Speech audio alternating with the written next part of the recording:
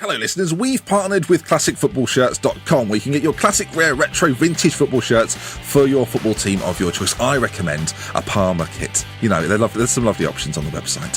There's a referral link on our Twitter or in the description of the YouTube video. Click there, follow it through and enjoy. I say Parma, get it on you, it looks lovely. Look from the 90s. Ooh.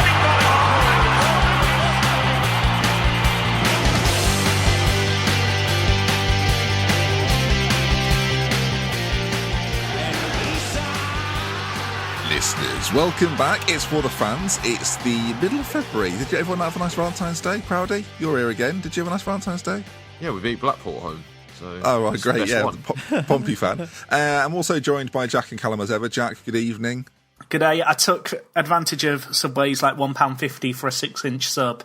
I don't know if you heard about that. You have to be as a couple, though, for that. No, you just had to turn up and it was like, get a refillable drink for £1.50, a large one, and you get a 6-inch sub for free. For Customer Appreciation Day. I was just saying hello. And Keno, good to see you again. Welcome back. Subway, if you're listening. Yeah. We'll do this every week. I felt a little bit upset because you asked Proudy what he did for Valentine's Day and you assumed I did nothing special. Well, I did. Jack, you went to Subway, mate. I'm convinced you didn't do anything special. I'll tell you who did do something special, though, with a partner at the weekend. Paul Jewell was on the telly. With the power of this show. I mean, the power of the show. We were wondering where he was. Apparently, he's coaching as well at the moment at Bradford. Is that right? I think that's what the rumour was. I feel like I need to find online like the goals on Sunday to watch. Yeah, just to relive it. Just to relive. Paul was Jewell. that announced after the show went out? Because I felt like some people were going to go. Yeah. I felt like some people were going to go. Oh, well, you knew it was going to be on goals on Sunday. No, it was just coincidence. Yeah. Paul, I hope all is well. You're welcome on the show at any time. If you had a Twitter account, I would tell everyone to tweet at you, ask you to come on, but I don't think you do. So. We're not recording any videos of you before you ask. Oh dear, lower the time. Right then, with Proudy being back again, we're going to do a feature again because it was so successful last time. Did Proudy win the feature last time? I did. Yeah, I did. Yeah, he did. I mean, I threw it away by answering incorrectly. Right, well, that is just part of the quiz, Jack. Can Proudy, though, retain his feature title? Now, over the last, how long would it be, 8 months, there's quite a lot of transfer business done by Premier League clubs. But can you remember the transfers that have gone down? That's the question. So what I'm going to do, folks, is one by one, I'm going to give you the team in which they signed from, their nationality and position. Now, some of these are going to be far easier than others, of course, but it's up to you to decipher who the players are and, that's it really, who the players are. Do we all understand the rules? So it's the club that they left. Okay, the answer was no then. I'm giving you the club, the nationality and the position. The club they left, not the club they joined. The club they left, yes, the club they left. The club they signed from. Okay. You still sound like you don't understand what's happening, Keno. You'll get it by the third one. Right. I'm never confident with features these days. Jack, we're going to start with you, Jack. Okay. Well, normally there's like a thing where it's like, who wants to go first? No, I've been volunteered today. We're starting with you. Jack, who was the Algerian striker signed from Sporting Lisbon? Slimani. Point. Indeed, Slimani. Do I get another point for saying Leicester? No, you don't, sorry. He's been a little bit underwhelming, Slimani. I was gonna bring this up. It's not really done what I thought I'd do. Yeah. I mean, we'll probably mention it, as has everyone from Leicester. I mean, has Vardy scored 1 in 24 or something? Not had a shot on target since the middle of December, something like that. So not going well for Jamie. Party's over. Proudy, we'll come to you, the reigning feature holder. Who was the German goalkeeper signed from Hanover 96? Was it? Oh, it's a good feature. It was Sealer, another Leicester player, I must admit. But there you are. Now, Callum, who is the defensive midfielder signed from France? Oh, Nice as well. He's French. Sorry, not signed from France. That's a nationality. From OGC Nice, current club of Mario Balotelli. Midfielder. Is he French, did you say? He is French, yeah, he is French as well. Defensive midfielder signed from Nice. Yes. Now plays. It's not someone like Ndidi, is it? Or no, I'm not going to. I can't give you a point here. Stupidly, I didn't mix this up. It is also from Leicester. It's Mendy from Leicester. Well, Never mind. Is that the next one's going to be mixed up, or do I just have to think of Leicester players? I'm going to be mixing them up on the fly. This could go wrong. Right, Jack. Which Spanish forward signed from Deportivo La Coruña? Perez. Another point. He's firing on all cylinders today, isn't he? There we go. Proudy, which Dutch striker signed from AZ Alkmaar? Vincent Janssen. He's doing very well. Now, there's a bit of pressure on this one. So far, they're flying through. Which Spanish winger signed from Celta Vigo? Come on. Do I'm you two enjoying know this this? feature. They know it. Oh, Nolito. Point. Well done. I was under pressure there. I'm glad I'm on the board. I feel like you're still under pressure, really. No. Jack, which French midfielder signed from Newcastle? Musa Sissoko. Point.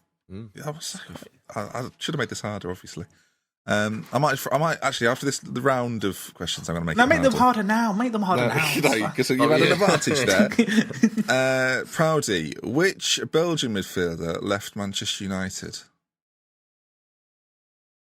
Adnan Januzaj.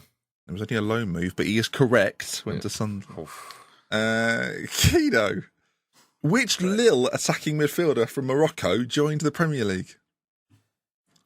I think I know. I think I know. It's not the guy at Southampton, Boufal. Correct. Boufal. You gave us the name. Boufal is correct. Yeah. Jack, back to you. So they're harder now, just to be clear. Yeah. Which? I'm not going to tell you. I'm not going to tell you the nationality. Oh, okay. I've decided. Why there's multiple from the same All right, no, I'll club? give you nationality as well. We're not making it easier. Which Norwegian midfielder joined the Premier League from Borussia Mönchengladbach? Andreasen. No. Have we just made up a name there? No, there's a midfielder he's that nationality, but I didn't know if he came to the Premier League or not, and considering some of the weird transfers that go on. I think Proudy knows it. You don't get a point, Proudy, but feel free to put us out of our misery. Is it Havard Nordveit? Correct, it was. Wow. Yeah. Who's that? He's a right back. He said midfielder. That threw me off a little bit. He's a right back, really. So the feature's been brought into disrepute. Well, it says here. midfielder on my notes, so He's been playing right back for West Ham, so I'm assuming he's a right back. So. Well, these things happen. You got it anyway. So it was good enough. Proudy, which I didn't get it, and it was my point. Which English midfielder left Norwich? Nathan Redmond. Point. Yeah. That was Kino, easy. which Estonian defender left Augsburg? Klavan. Very good. I mean, we're on fire today. Jack, which Italian striker left Juventus? Ooh. Is this... No. Don't say is this recent, like January. They were in the last two transfer windows. Okay. Oh, that's tough. Oh, I know it. Yeah. The pressure on when Kino says he knows it. Now, Kino If has I done know this it, Jack. To be fair, Jack, Kino has done this before and then not known it, so don't... No, I think This I do. is true. I think he's playing mind games with me. I'm not a massive fan of it. So Italian... I'm thinking of it as Italian forward. 3, 2... Gabbiadini 1. played for Napoli, but I'll say No, him. it wasn't. It was Zaza It was Zaza. Of course it joined was. West Him and Ham. Zaza. of fantastic penalties. Proudy, which Belgian forward left Marseille? Batshuayi. Doing very well, isn't he? He didn't even say Mitchie. I had a cops out there Friday, I'm not going to lie. Yeah. Kino, which French striker left Crystal Palace? French strike. Left Crystal Palace. He did. Easy.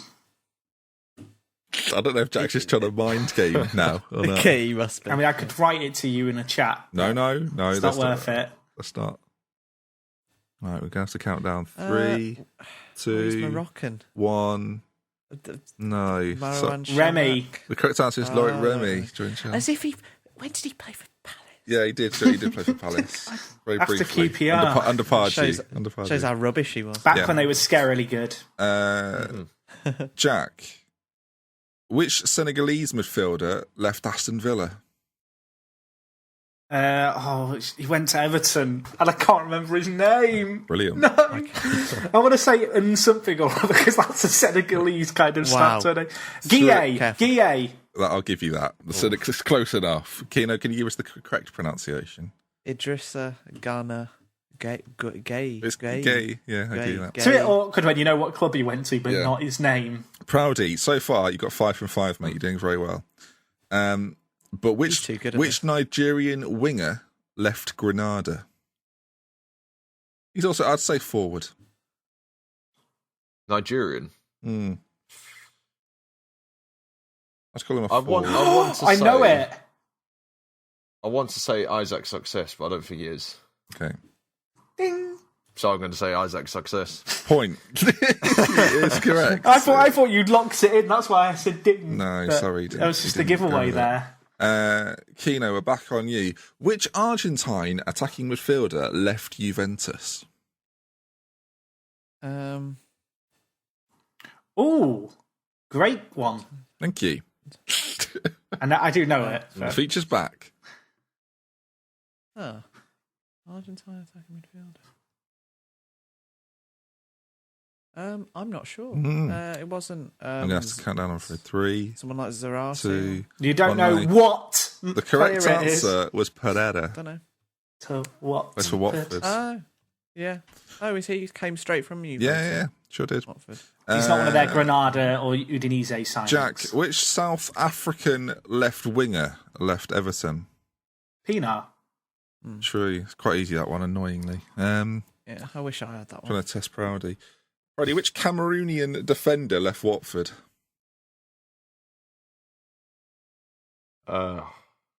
Yeah. This There one's we thrown go. me. We've got it. We've gone for a tester because he's so far he's not got one wrong.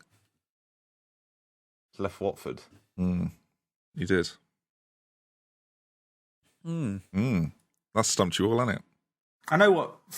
I think I know it. No, I do know it. Oh, I Proudy, think I mate. The do pressure's been put on you Yeah, there. no, so. I don't know this one.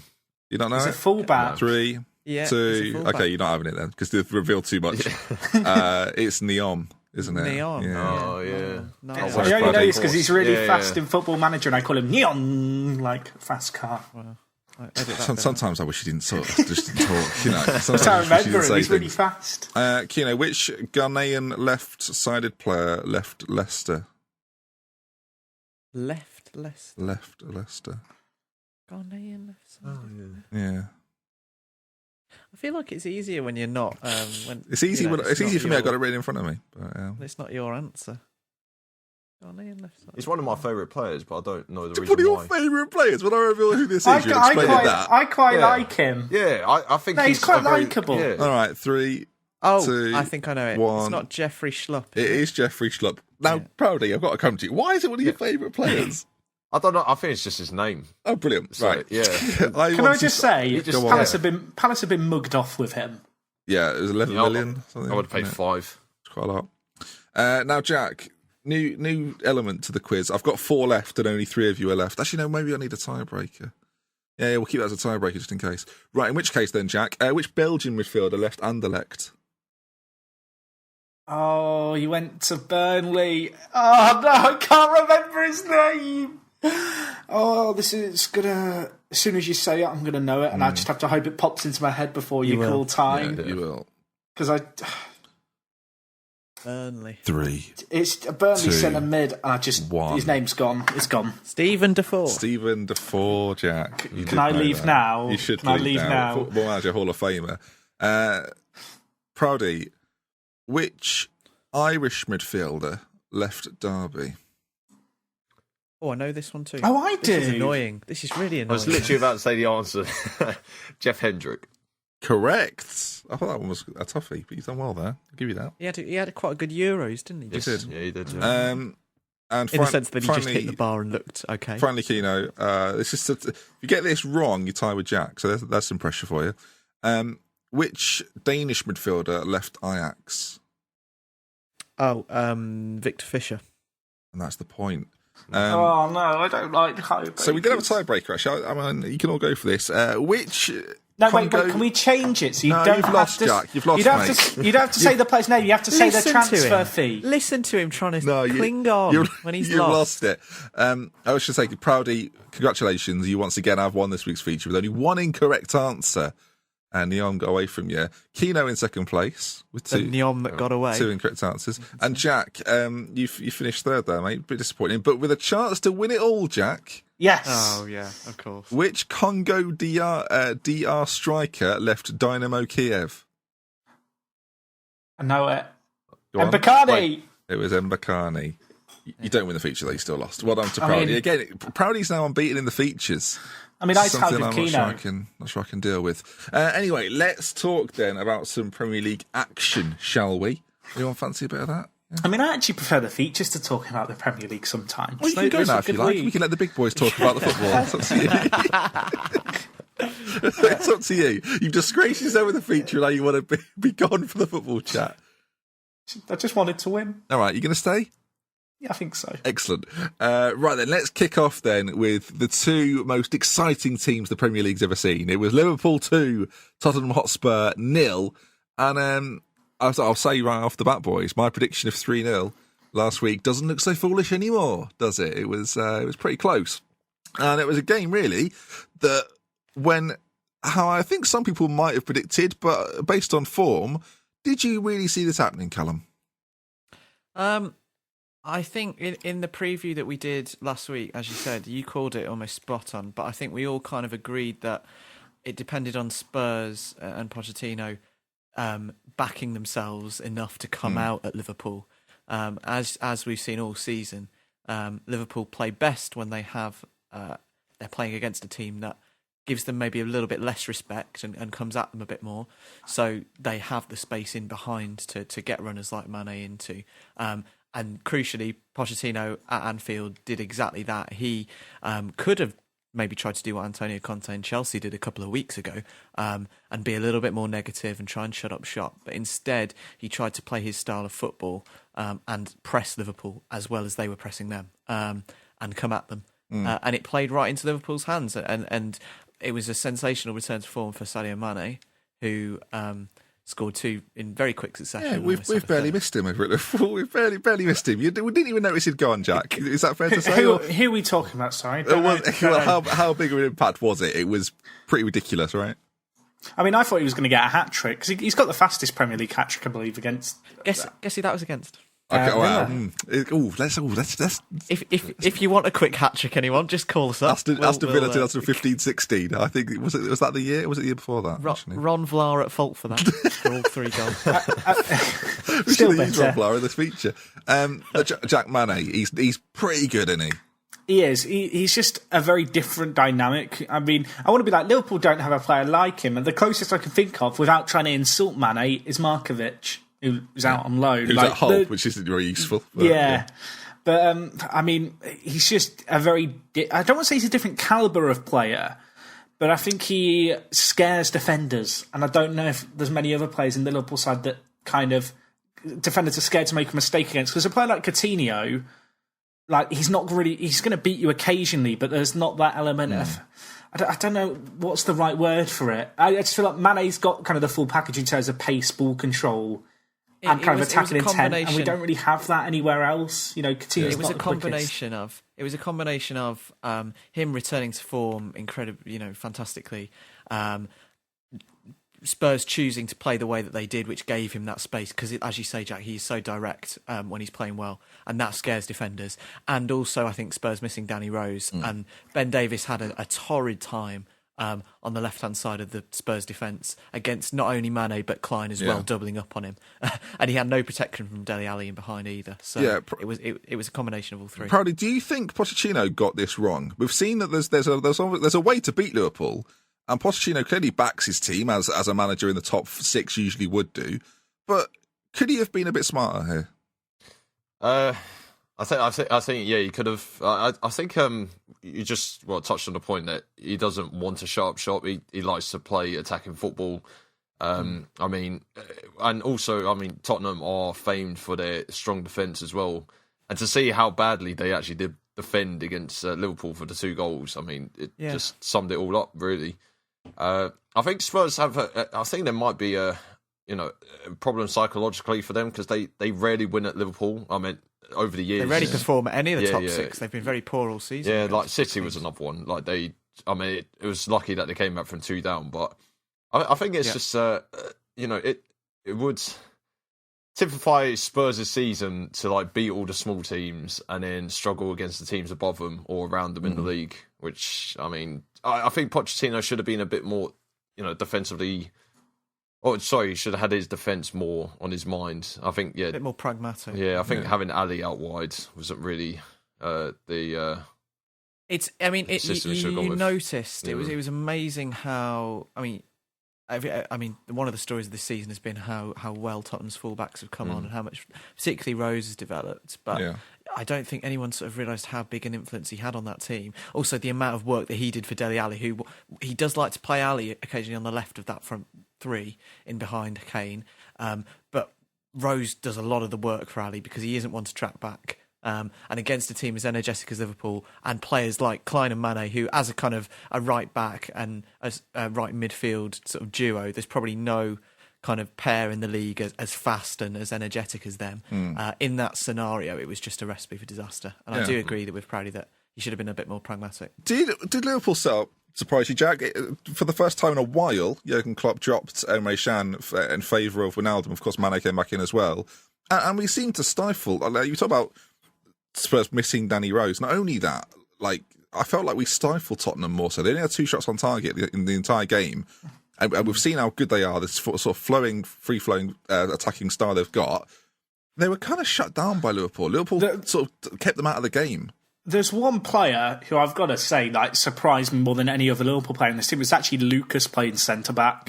Yeah. He's a player I've been a little bit critical of the past playing centre-back. I don't think he's a centre-back still. But against the Tottenham side, he did everything that was asked of him. And I think that's something that actually, when you look across Liverpool's defence, it's not something they've ever really done in the last few years, is kind of deal with everything. And I felt like, whilst Tottenham perhaps had the odd chance here and there, Liverpool, as you said, never really looked like kind of conceding. And I think a lot of that was just down to kind of how well shaped the team were at the back. And also, I feel like the midfield was just a little bit more balanced with kind of Wijnaldum and Henderson alongside Lallana. It just... Liverpool's team, we talked about it, I think, last show, the show before, kind of Wijnaldum and Can playing on the same kind of pitch as each other. They kind of just like to do the same thing. Yeah. And it just doesn't really work. So I was really pleased to see that change. Obviously, Can did actually come on later on in the game for Coutinho just to kind of shore things up. But, I know you were a big fan, Ben, of the pass from Wijnaldum, as you just mentioned. Yeah, Jack's right. Him and Emre Can do a very similar job, and it was a big call by Klopp. I think Liverpool have looked their best with the Henderson-Wijnaldum combination, with the 4 in front that we saw. Lallana was quiet though. I didn't think Lallana has had as bigger impact as he did in the early season. Well, he had that injury, didn't he? He was out for a few weeks of that. Yeah, but it's interesting that Klopp still thinks that putting him in there instead of a Sturridge or an Origi is obviously the combination he wants to go with.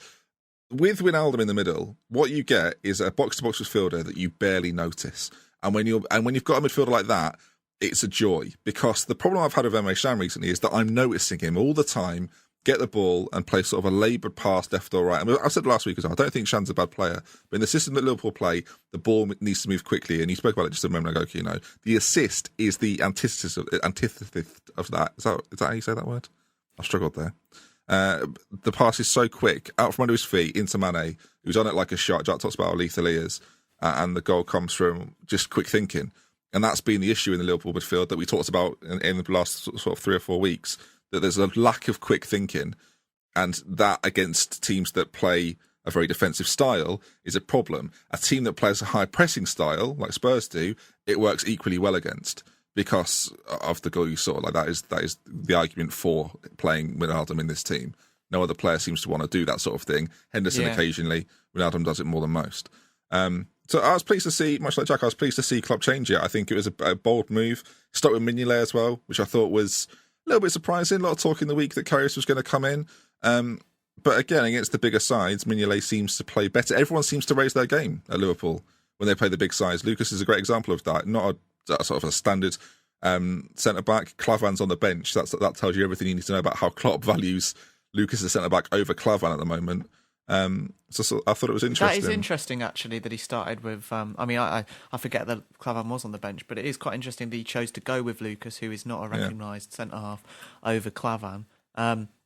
What do you think sort of where do both teams go next from here? Specifically Liverpool. I mean, because it is a bit of an indictment of their season, that how well that they've played against the top 6 sides. You've maybe lost not so much the league, but a guaranteed top 4 place because of those performances against weakened teams. Yeah. So more of that will happen this season. So what do you think is the next? I will say that this game was the first game in probably this year, this side of kind of January, where there's been a part in this game where Liverpool have been genuinely exciting, and they had these moments. Even going back a few years ago, it's kind of a throwback to kind of 2014, really, where there's moments where Liverpool are knocking the ball around so well for short spells of kind of matches, and they terrorise teams. I think back to the Arsenal game at the start of the season as an example of that. And there were elements of this in the Spurs game. And as good as the performance was by Liverpool, and it was great, obviously, to see them with that nature of performance, there were so many chances squandered. The game, it could have been dead and buried. 2-0 was it could have been 4 or 5. It was funny that you mentioned, Jack, hang on, because while you just said it, it was funny that you mentioned that it reminded you a little bit of the 2014 kind of the first 10 minutes from Liverpool reminded me of another Arsenal game when you played Arsenal at Anfield, I think, in the kind of nearly season. 4-0 in 25 minutes, that game. Exactly, and it could easily have been the same thing, this game. It could easily have been exactly the same. My concern for Liverpool, I guess, is that the question a few months ago would have been kind of what is the formula to kind of maintain this kind of performance, and perhaps you can't. It's just kind of the nature of playing at that pace. You can't maintain it, but certainly hitting it for more than 10 minutes a game. Whereas my question now after this one match is, can we see that more in the coming games? Because this is the first time in a long time we've seen that. And when Liverpool are playing like that, it genuinely terrifies teams, and I think we've not really scared enough of the teams that we've played over January. Yeah. And I think in terms of what's next for Liverpool, I think just more of that. If we can have more 10, 20-minute spells where we score a few goals, could score a few more, and can kill games off like early on in the first half of a performance like that, I think that's what Liverpool really have to strive towards, because it's where the club's been excelling over the last few years, really. Yeah. Well, Jack's given us the rundown on Liverpool, Pridey. What do Tottenham do now then? They're still in a... If you'd have given Tottenham this at the start of the season, they'd have taken it. But what next for Spurs and Pochettino? Does he have to think a little bit more about what he's doing when approaching games with the absence of some of his key defenders, or what? Well, I mean, they're not back in the Premier League until the 26th. So I mean, that's true. They've got they've got Fulham to think about first. Oh, sorry, they've got the Europa League to think about first, then Fulham. Yeah. So I mean, it will be changing the team quite a bit, I'm assuming, because I mean, Spurs and the Europa League have never really gone together. He doesn't care, Proudy. He does not care. Pochettino and just cup competitions generally, actually, as well. He's not really... He's not renowned for going too far in the cup. So I think it would give Tottenham a bit of a chance to regroup. Maybe. I mean, the next game in the Premier League is against Stoke. I mean, that's a game that they should really be winning. I mean, they've got quite a lot of home games coming up as well. So, I mean, that would help build confidence again for the running, because it is important that it's important that they do have this little break, actually, because this was quite a damaging defeat for Spurs, I think, in the sense that if they'd, as we mentioned in the previous show, this result was kind of almost given Chelsea the league title now, because the gap is, with Chelsea's draw 10 points, right? It's into double figures.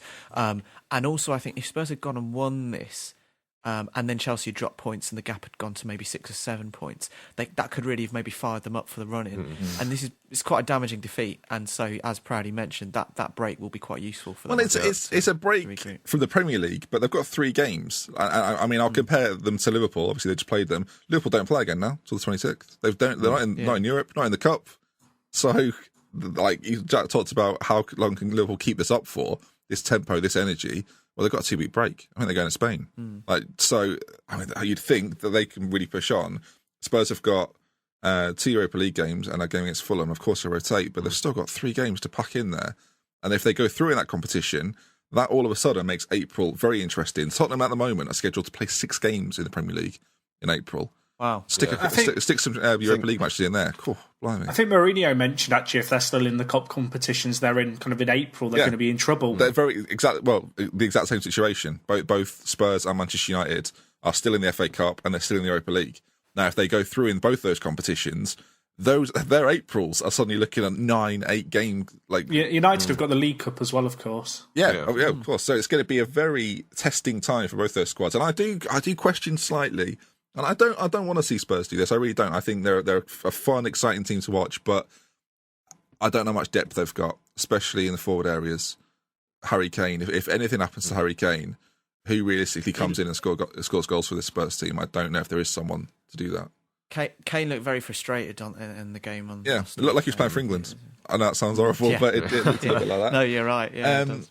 Right then, let's move on. Liverpool get a good win against Spurs then, and a side that have gone from, well, I don't want to say the sublime to the ridiculous, folks, because that's a little bit much, but they've gone from beating Crystal Palace 4-0 and looking like, a potential survival mission was on the cards to just getting destroyed by Southampton. I feel like I've jinxed this. Like last week I talked about the goal difference, the swing is on. They're going to win a few more 4-0 and they'll have positive. No. I'm speechless when I think about them. They've literally got. Sunderland, we should say Sunderland. Yeah, We've Sunderland. not mentioned their name yet. Sunderland. If you are David Moyes, you must be thinking. Imagine the joy he's got right after beating Palace. He thinks, right, we're back on track, and then goes away. Home game against Southampton. Southampton priorities well elsewhere. Under pressure as well. Yeah, not in great form. Not playing that well. 4-0 home defeat. It's just, what does David Moyes? David Moyes must be just regretting everything right now. It's not going well. They're still bottom of the league. While it's a great win for Southampton, we'll talk about Chelsea win the league. Our Sunderland, just the one team in the bottom six that, Keno's written in our notes, sheer incompetence. Is that going to be the factor that just stops them from staying up? David Moyes, his reaction, there was a great little clip on Match of the Day of David Moyes' reaction to it. I think it was the third goal where he just kind of, the goal went in, it was following his reaction, he kind of just went, oh fuck, and just sat slumped in his chair. What I like, there was nothing to say. What I like in the press conference is the BBC everyone with the headline, Sunderland didn't play well, David Moyes. That's the quote. Of course they didn't play well. They've lost 4-0 at home. Can I raise my hand here and just point out, Leicester are only 2 points ahead of Sunderland and have scored the same amount of goals.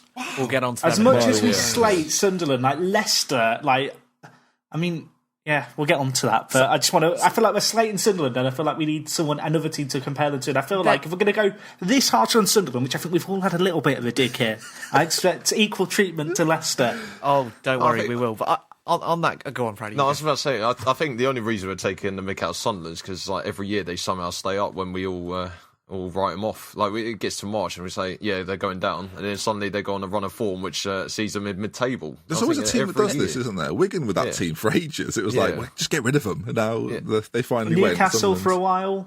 Well, Villa took up the mantle for a few. Now, I did hear someone. Say if I was a Sunderland, I think Sunderland have been doing this for quite a few years longer than anyone else, though, right? And I did hear someone say if you're a Sunderland fan, would you want to go down and rebuild and just let this kind of horrible sort of purgatory sort of end?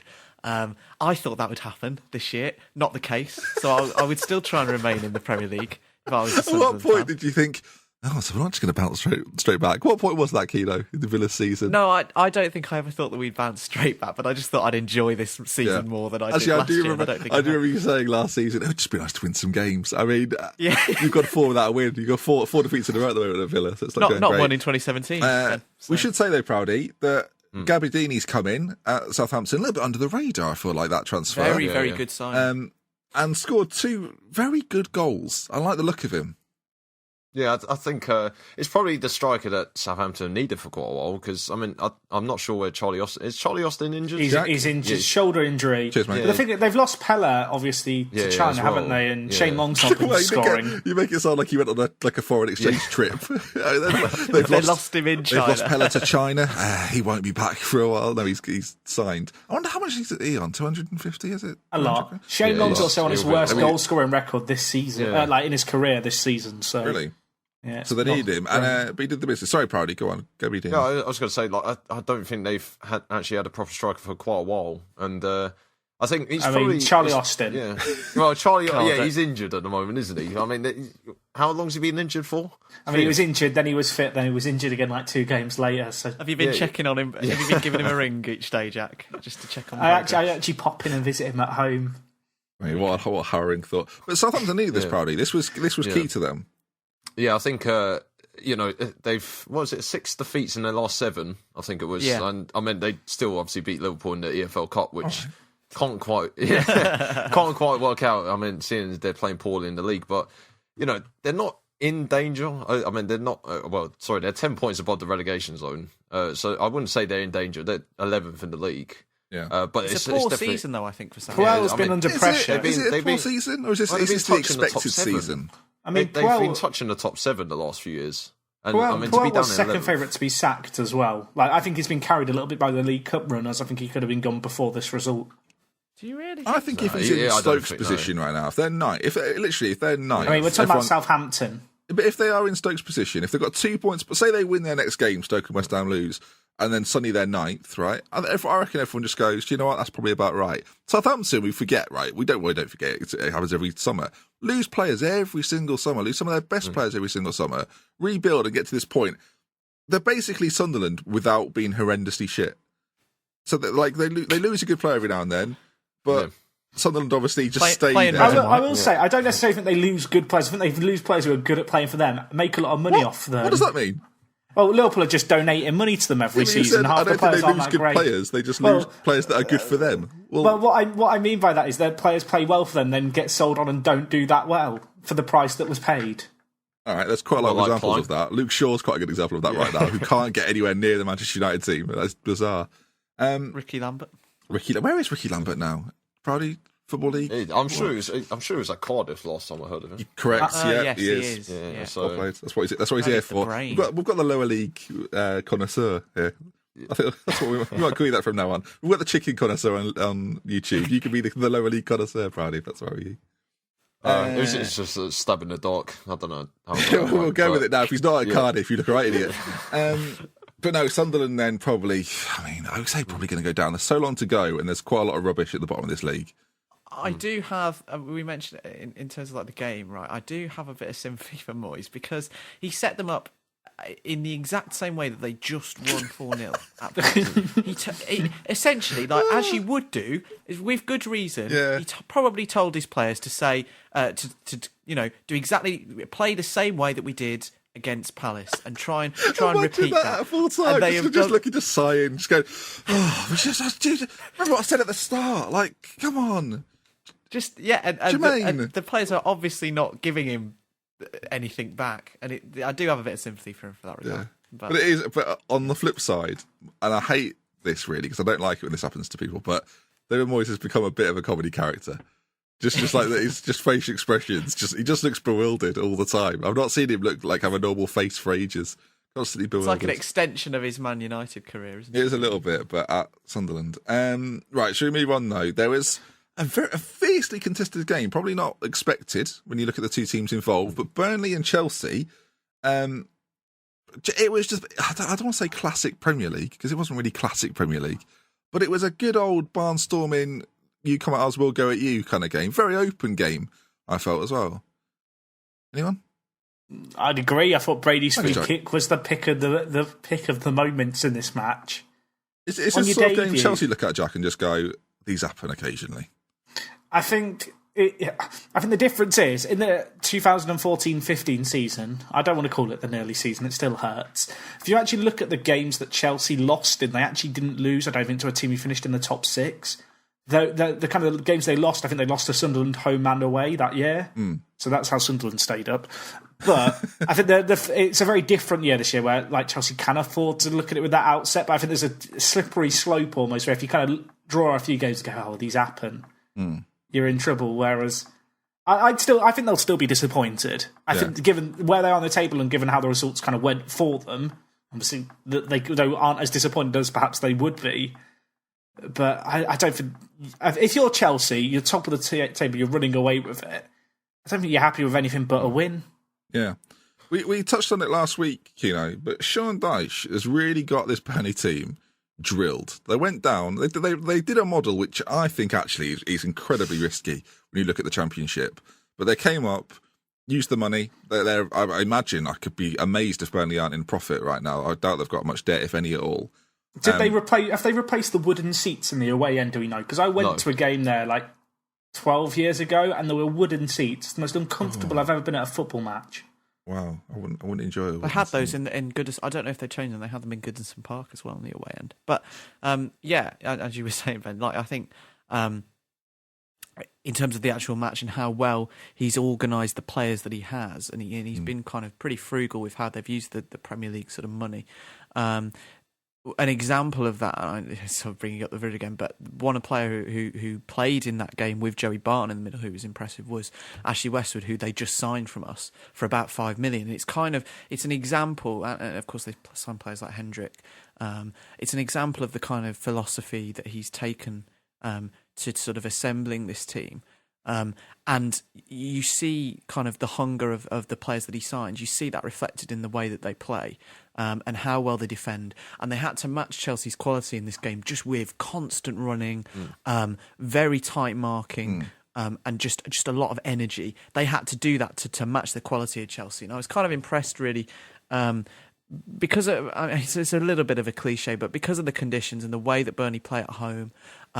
Many other teams, particularly at the top of the league, who might not have been feeling up to it, Arsenal, looking at you, would probably have maybe lost that game.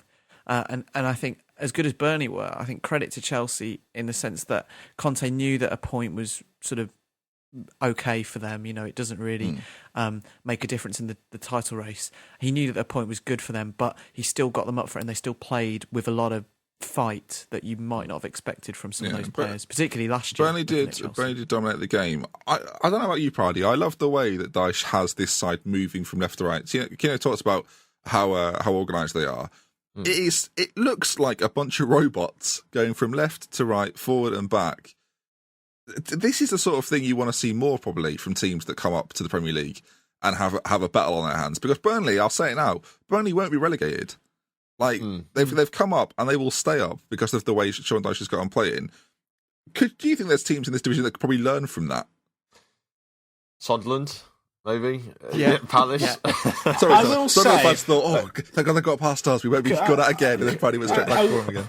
I will just say, I do feel like this happens a lot where teams have a very good first year in the Premier League, they'll finish top half, and then the second year is really a massive struggle for them. This is almost their second time, though. I feel like this isn't. This was almost like their third season. The planning was like their third season. I'd look at a team like Norwich as an example of that. They finished quite comfortably in mid-table, got relegated, bounced straight back up, and got relegated again.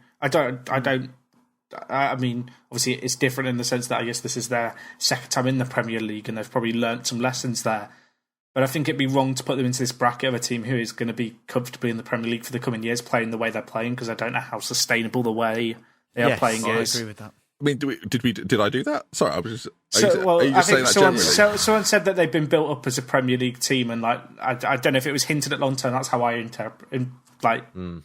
gathered that. Maybe that isn't the case. I must say, I think any team that comes up for the Premier League has to think short term in that instance of how do we approach this season. We've seen different owners do it in different ways. Burnley have done it in a model which, as I said before, is very risky, but it's going to pay off now. Like, if say they finished, like they're 12th currently, if they finish 12th, you get quite a bit of money for that. It allows you to take a few more gambles. They aren't scraping it like maybe Middlesbrough will this season. I think Sean Dyche, I think we gave him a lot of credit last week, but deserves an immense amount of credit for using what looks to me to be limited resources. We said in the summer we didn't think Burnley had done enough. Clearly, Dyche has got the players he needs. They know what's required from them. He knows what's required from them, and they're all pulling together in the same direction. I think it's really good to see. I enjoy it. But the only thing I don't like about Sean Dyche is his voice. The gravelly voice still annoys me. Yeah. It's very. I like his voice. No, it just sounds like he just needs to clear his throat. But get some cough medicine, mate. It's winter. There's loads on the shelves. Clears. Too much cough medicine, if anything. Go on, Kino. Well, I agree with all the points made, really. I think the next... a lot of after this game in particular, because it was such a good performance from Dyche's team against, obviously, a manager who's got a lot of credit this year in Conte. I heard a lot of sort of the line trotted out that, if a foreign manager is doing what Sean Dyche is doing, he'd be held up as an incredible manager and getting loads of credit, and no one's giving that to Dyche because he's English and he's doing this. I think the next step for Dyche, I don't think anyone really sort of denies those points that we've made just in the last sort of couple of minutes about how well he can organise a team. I think the next step for him to sort of demonstrate to the rest of the league that, and everyone watching, that he is, he is a really good manager, is to sort of, after consolidating Burnley, as you say, you'd expect them to stay up this year. Can then he sort of take his football to a next kind of stage where they can be a bit more of a Southampton in the sense that they play a bit more of a progressive kind of style, which will get them maybe into the top half, or that's the question for Dyche, and I think he's made it very clear that that he can kill games and win by being very solid. But to get into the top half of the Premier League, you need to play a little bit more expansive football where you can control games and win slightly more consistently, particularly away from home where they haven't done It'll be a little gamble. It'll be a bit of a gamble for Dyche to do that as well, which I think it'll be brave for him to do that. That's where he'll kind of earn his Spurs. Have we got any more to say on that, or should we move on to the next one? Be good. There's a lot to say on the next one, so... There's a lot to say about a certain team. Swansea then. We're going lower league this week. Swansea 2, Leicester 0. Now, as good as Paul Clement a job is doing at Swansea at the moment, and he's doing a great job. He's got some great results. One at Anfield sticks out. He's now beating the champions, which is almost sounding sarcastic when people are saying it, I feel like. The real talking point here, though, strangely enough, isn't the survival mission of Swansea. It is the capitulation of Leicester, Proudy. And where do you... We'll all kind of give up on it here, but where do you think it's going wrong mainly for Leicester? I think, when you succeed as much as they did last year, expectations rise so much. I think even if... they could have finished top 6, and I don't think, people would have been as surprised of their decline as much as they have been this year. I was thinking this week that Ranieri was sort of he won the league, but he was never going to win this season because all the talk in the summer was about Mahrez and Vardy and Kante and where would they be going. And Leicester did really well to hold on to them, but they're not performing with them in the team. And then I was thinking, well, if he had sold them, then he wouldn't have won because if they were still in the same predicament, people would have said, oh, you should have still had Mahrez and Vardy. I think, I don't know what it is with Leicester. I think it's just the style of football that they were playing last year. Obviously, teams know how to set up against it now. Yeah. So it's just not as effective. I mean, the fact that Vardy hasn't had a shot on target since mid-December says it all. I mean, he was on... How many goals was he on? 18, 19 by this time last year? Yeah, so he's got what, 5 this year so far? Yeah. So I think it's... And the thing is, with all these defeats that they're getting, especially after last season, the confidence just drains so quickly. And then, the fact that they lost to Swansea has pretty much, epitomised the season for them now. But I was talking to... I was mentioning it in the Discord while I was watching this game in our chat. It reminded me very much of what I saw from my team last year and the way that they were... So, it's a game like you'd expect. This is a huge game, for both sides, right? And it was needed for both of them. This obviously takes Swansea clear of the relegation zone. I think they're out of it now. But it also would have been a huge way to stop the kind of rot that's set in at Leicester.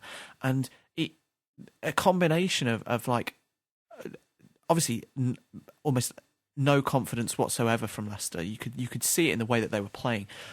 The movement kind of had gone from the front four again, which is exactly what I noticed in the Villa last year when we were playing badly. There was no movement. It was very, very kind of rigid the way that they were playing. Combine that with and what probably is the most worrying thing for me looking at Leicester, they don't seem to be playing for Ranieri and they don't seem to be getting up for what should be a huge game. That even if you're not playing well, and that your best players aren't in the same kind of form that they were in last year, or even maybe a little bit earlier in the season. It's kind of got worse for Leicester. You should be able to get up and fight for a game as big as this. And the way that they sort of rolled over in this game, and Swansea ended up really cruising to a 2-0 victory, was really worrying. And I said to you guys, I think they will go down if it continues. Pending any kind of change, maybe it might take a new manager bounce to stop. As much as it pains me to say it, in the current predicament, I can only see one fate for Leicester, and that is relegation. I think for me, this is the season, the exact season actually, that I thought Leicester would have with Claudio Ranieri last year. Before the season started, I predicted Leicester to go down. I didn't think they had enough quality just across the board. And then we all saw what happened. Jack, I'm going to put you in the position of the Leicester owners. What do you do? There's not really a right or wrong thing to do, because it's kind of in your court. You've gone from being the team at the top of the table and comfortably at the top of the table to all of a sudden you find yourself struggling at the bottom of the league, and as Keenan says, you're almost lifeless at the bottom of the league. What do you do as the owners of Leicester? Do you move them on? Do you try and cash in on players? I'm glad you've asked, because I actually want to have a little bit of a rant. Oh, go on. Because a lot of people I've seen people talk about it on Twitter, and it's quite divided, I think. Ranieri in or Ranieri out. The fundamental fact of the matter is the team who won the league last year are not doing well this year. And I know they lost Kante, but I think you look across the rest of their team there, they should be doing better. Leicester have scored 1 goal in the last 8 games. I think they're actually trying to organise their defence too much instead of trying to solve the problems higher up the pitch. And actually, if you look at Ranieri's record, this has happened a few times. It happened at Roma. He had a very good first season at Roma. Second year, obviously, we've heard a little bit about, perhaps there's some stuff going on behind the scenes at the moment at Leicester. Totti and Ranieri clashed, and Totti basically criticised him for playing too defensively, and there's a big bust up there, and Ranieri was sacked as a result of that. Before that, he was at Juventus, where he only spent 2 years. I think they finished third and they went to second. He then went to Inter, where I don't think he even lasted a full season at Inter. And Ranieri, as much as I guess Monaco was quite good for him, he got promoted in his first year at Monaco and then finished second in League One in France the next year. His contract wasn't renewed, and I think that says perhaps there's something else going on there. Ranieri, you kind of look at his managerial record. Ever since really, I think Chelsea, he's hopped around a lot, and he's never really had a sustained period of success. He's brought flashes of brilliance. I think at Roma, they came second to Mourinho's Inter and also lost the kind of Italian FA Cup. Is it called the Supercoppa Italia? They lost both of those to Inter, which, you kind of shrug your shoulders and say that's still a pretty good season against Mourinho's Inter side of the time. But then next year they struggled. And my problem here is Leicester are not showing any fight. There's rumours of unrest going on behind the scenes. And the idea that you can't sack Ranieri because of what he did, I almost think in some ways in him not going, it's just further blemishing kind of his record at the club. And I know there'll be some people who say, oh, he'll leave Leicester and he'll be a legend forever. If Leicester get relegated this year under Ranieri, I don't think he stays on. I don't think the owners can afford to keep him on at that point. And it'll be, I think, as much as they'll be like, oh, he was the guy who won us that title and we'll never forget it. If they end up in a situation where they're stuck in the Championship, for a decent period of time, there's always going to be that kind of sour note to it all. And if I'm the owner, I kind of look at my side now. 1 goal in the last 8 games. You got a player like Jamie Vardy, who played out of his skin last year. He scored 1 goal in the last 23, I think. And I know they've lost Kante, and I know that's bad. But actually, in the final third, I don't think they've lost that many players. I think there is a fundamental issue here that Leicester are not playing well. The system they're playing clearly isn't working. The Tinkerman, he's come unstuck again at a club, kind of, after initial success. And I think he's got to go. Because even if there's a team in mid-table at this point and they slump down to where Leicester are now, say Southampton last year, are now in Leicester's situation, there's no doubt people will be calling for Puel's head. You'd be like, that's fair enough. Is the Champions League saving him then? Is that what we're saying, essentially? Is the Champions League, the fact they're still in that, the fact they got through the group pretty comfortably, has to be said. I hate to say it, they're just going to get pummeled by Juventus. Sevilla. Is it? I thought it was...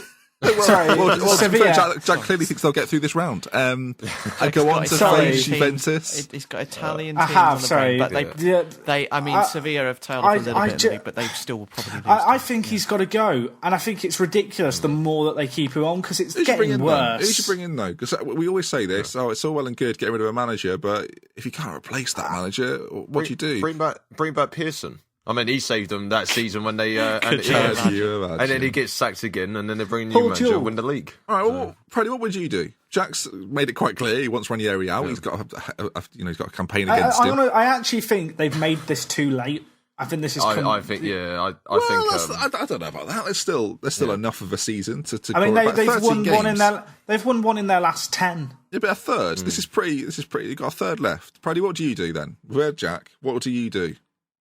With Ranieri? Well, if you're the Leicester board at this point, is it 20% win rate in the league this year? 20. All right, Jack. All right. I mean, he's very passionate. I like to stay loyal, so I would say to him like he has until the end of the season.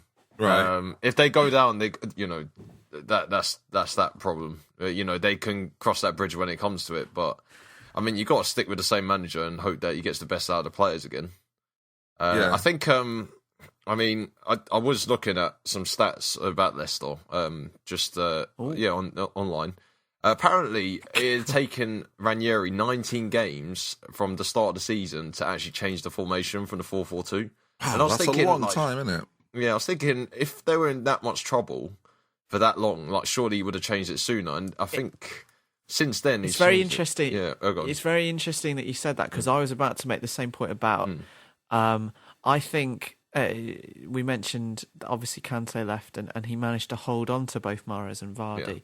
And I think I didn't know that stat, but as that sort of demonstrates, I think he's been trying to make that old combo that worked so well for them. He's been focusing too much on getting that to work in the same way that it did last year.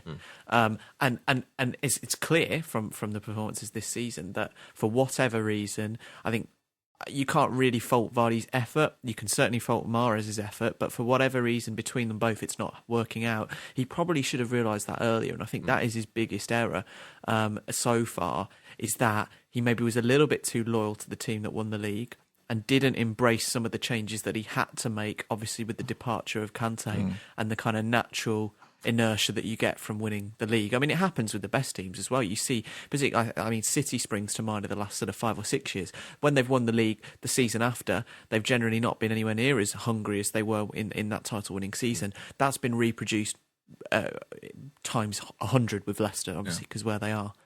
Can I just... Leicester have won 2 games in the last 4 months. Yeah, it's not good. But in the Jack, league, sorry. But Jack, imagine this, right? Because last year... You're writing Leicester off all year and they won the league, right? Do you sack Ranieri if they get relegated, but they win the Champions League? Yes. What? But they've got to retain. They've got to retain. No, I think he's gone at that point. I think he'd actually...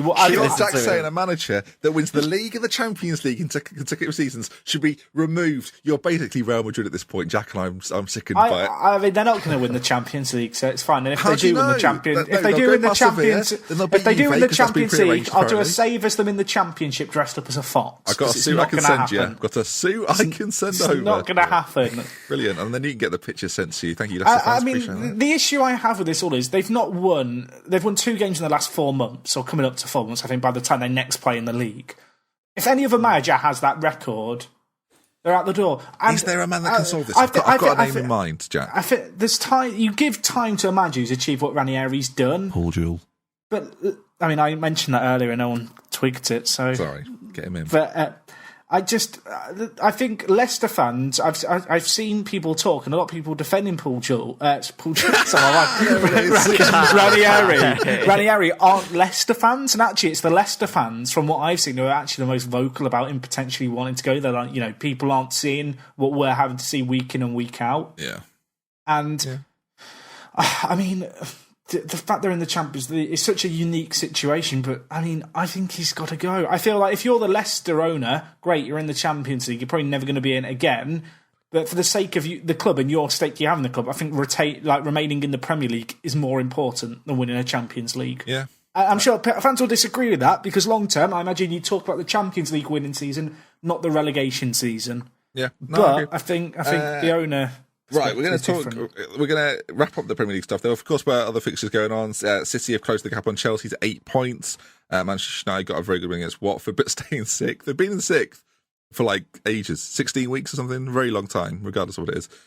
Unbeaten throughout that period. Yeah, there were some other obviously Premier League fixtures, and we'll talk about other teams next week. We're going to take a short break. We'll be back after this with some FA Cup preview action. This particular podcast, For the Fans Show, have linked up with ClassicFootballShirts.com, the home of the classic rare retro vintage football shirts. All of the shirts are original and officially dating from the seasons in which they were worn. You can find a referral link on Twitter in IG description. If you're interested in that sort of thing, get yourself one. Honestly, the range is ridiculous. There's a Norwich away kit, a Parma home kit, anything you want. It's madness. Okay then, folks, let's talk about the FA Cup. There are some very exciting ties here. Proudy, you're obviously a fan of Pompey. You've done very well in the FA Cup previously. Apparently you won it once. Is that confirmed? Yeah, back in 1939. Held it for 7 years after that because of World War II. Yeah. So, What happened to Pompey after that? Been in League Two ever since, or what's... I mean, I think the only thing that annoys me about winning the FA Cup is that every team in this league, when we played them in the programme, they say former FA Cup winners in 2008. Every time, I love that. Every time. It's just... But yeah. That's a look into Leicester's future. How annoying it is to be called former FA Cup. That's a look into Leicester's future. Former Premier League winners when they're down there playing you in a few years. But no, some great games happening. Sutton United versus Arsenal, probably the standout game of this round. This is the last. What is it? Last 16 at this point. Yeah, Sutton United. I like this, but it's on a Monday night. I feel like it should be a little bit. I feel like FA Cup, it's a weekend thing. All right, fair it's enough. More money for Sutton though. So. A lot of money for Sutton, of course. Yeah. TV action on a Monday. Jack said that. I'm quite a fan of sort of the whole weekend's worth of FA Cup. I'd rather have a game on the Friday night than a game on a Monday night. Yeah, okay, yeah, fair. I agree with that because it kind of kicks off. Because it kicks off the weekend. It feels a bit elongated if I go to work and then have to watch a football match after. It feels disjointed from the rest. If they're doing the draw Monday night, I like it. If the draw's occurring on the Tuesday on the one show, I'm going to be annoyed. So that does irritate me a little bit, I won't pretend. So who do we have then? Sutton or Arsenal? That's the question. I feel like we should all give score predictions. All right, let's do that. So it's not the Super Six, it's the Fantastic Five. Deal? We're gonna do Sutton Arsenal, Huddersfield City, Lincoln Burnley, Blackburn Manchester United, and Wolves Chelsea. They're the ones we'll focus on. All right, everyone, because none of the others matter. Right. Right then, Sutton versus Arsenal. Jack. 2-1 Arsenal. It's going to be score. Amazing. Okay, Proddy. 1-1 and then 5-0 in the replay to Arsenal. Oh wow! He gave him one hand, then he completely took away with the other. Keno, Sutton versus Arsenal. 1-0. Sutton Amazing. United. Let's hope it happens. I'll go with the realistic 4-0 Arsenal. I think it'll just be. That's what I wanted to say after score. I don't want to say 3-1. Well, Keno said Sutton might win, so I feel like it gave me then the leeway to say it'll be 4-0 Arsenal. Huddersfield versus Manchester City, an informed Huddersfield side, by the way, playing very, very well in the Championship under David Wagner. But also an informed Manchester City come into form more recently though, and. Where do we have this one going then? Jack, we'll go to you again. Huddersfield, Manchester City. I'm going to go with Huddersfield 3, Manchester City 5. Amazing. If we all thought one thing, you took it away again. Proudy, Huddersfield City? 2-0 City. Keno? Sorry, I was yawning. Also 2-0 City. Yeah. I will go. I'll go with a 1-1 replay. I think Huddersfield are in really good form, and we'll go for this. Mm-hmm. And City won't like that very much, so I'll go. I feel like actually, can I amend mine to 2-1? No, you've committed it. What to City? 2-1. To City still, but you're right. I think Huddersfield may score. All right. I think City will. I'm a fan of this Huddersfield side as things stand at the moment. All right, this is the big one then. Well, for Jack, Lincoln away at Burnley. Jack. 2-1 Lincoln. 2-1 I'm feeling it. They've beaten 2 Championship sides and a League One side, and they've beaten the Championship sides Brighton. So you got with 2-1. You got with 2-1. Actually, Brighton and Burnley, I think, are 2 comparable sides. All right. Proudy? 8-0 Burnley. 8-0. 8-0. Wow. I mean, that's brutal, isn't it? It would be good though, wouldn't it? No, it's only because Jack's here. I would have said 3-0 realistically. I should say, right, I've like Jack's got family in Lincoln. Jack was brought up in Lincoln, it's fair to say. My family are literally having an FA Cup party at the weekend in Lincoln. It's a very Lincoln thing to do that. I was invited, but I'm not going along. International listeners, if you don't know a lot about Lincoln, just Google it. My mum and dad are going to the Lincoln FA Cup party. I mean, if they lose, it's going to be really depressing, isn't it? Keno, do you have Lincoln winning? No, because I think Burnley and Brighton aren't comparable because Brighton are chasing a promotion and rested a lot of players. Brighton, because Lincoln. Yeah, they beat Brighton the last round. Burnley could realistically get to a semi-final here and get to Wembley. And I don't think Sean Dyche will rest players. They have very good home form. I think it will be a solid kind of 3-1. I mean, Lincoln won 3-1 against Brighton. So, Jack, I don't know if this is allowed, but I'm also going to say 2-1 Lincoln. Thank you. I think appreciate Lincoln. I feel like This is almost like the Liverpool. well, we were bias both on born the in Lincolnshire. thing, We've guys. kind of All you've I kind was of got saying us there. is, To be fair. watch out for Matty Reid, top player. Jackson just found out about him, but yeah, he's a top player. Blackburn, Manchester United, Jack. I hate the fact Manchester United are always on TV when it's the FA Cup. I think they've been on on TV for the last 20 years in every round they've ever been in the FA Cup. Okay, Proudy. That's Proudy? true. So that's not a prediction. No, as you all right. say. So I thought that was your prediction. It'll be on every round. Sorry. Go on. I'll go with. I'm fancying a bit like when they played in the League Cup a few years ago. Was it? Sorry, Jack. Was your prediction for Man United to be on TV? Yes. Is that? Jack, what was your actual prediction, Jack? I'm going to go with Blackburn 1, Manchester United 0. Wow. Okay. Not bad. I think Mourinho might not take this seriously based on the fact he said he doesn't want to be in loads of cups in that's true. April. All So right. I think Proudy. 2-0 United. 2-0 United. Keno. Do you think if it gets to like the last kind of 2 minutes and it's maybe 0-0, they might just score a Bring on Luke tactical own Shaw. goal or something? Yeah, task him with kicking the ball in his own net. I don't know. I think Man United will begrudgingly win 1-0. Mourinho will look more annoyed than if they'd lost the game. And that'll I be kind of want it to go to a replay to annoy him more. What did you say, Proudy? I said 2-0 United. I think it'll be a United demolition job. They're in form, playing well. Blackburn aren't very good. So I can see like a 3-0. I feel like I have a little bit of an affiliation to Blackburn, though, because I only would park in Lancashire Monopoly once. So. Mate, Danny Graham plays for them. We've all got connections. And then finally, in the game that nobody cares about because they're not tight Liverpool and Chelsea are too good anyway, Wolves, Chelsea, Jack. 4-2 Wolves.